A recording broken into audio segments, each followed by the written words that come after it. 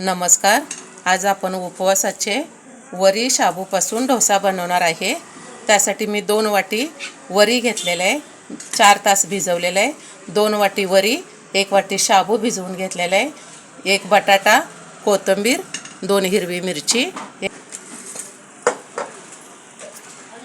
वाटण करायचं, जे बारीक करायचं.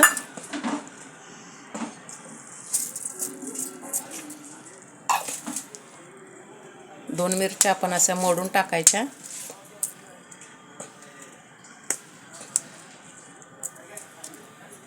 हे आपण बारीक करून घेऊ. आपलं मिश्रण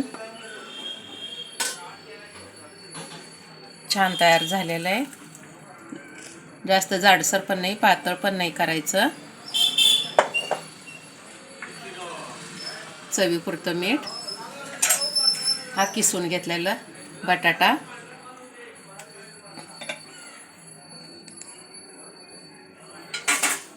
कोथिंबीर,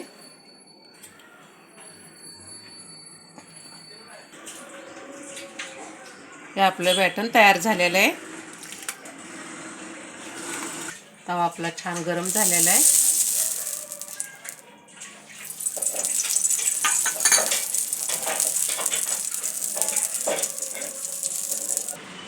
हे आपलं मिश्रण वाटीनच घेऊन वाटायचं आहे.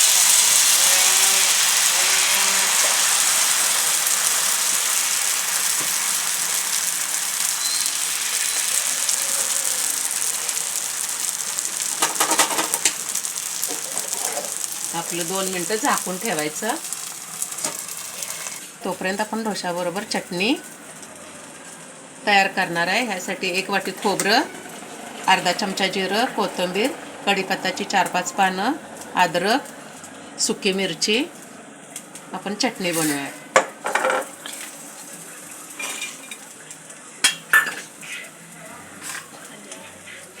अद्रक,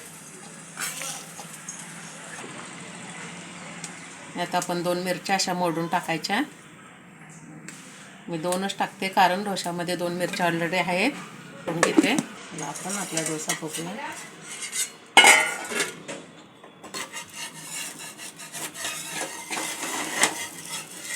छान असा भाजलेला आहे आपला डोसा.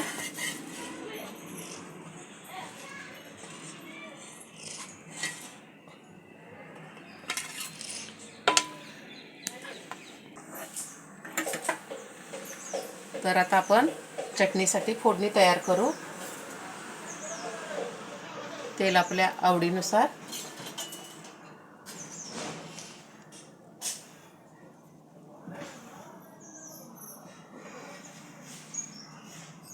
तेल छान गरम झालेलं आहे. अर्धा चमचा जिरे टाकते. त्याची 4-5 पानं, सुक्या 2 मिरच्या, आवडीनुसार मीठ,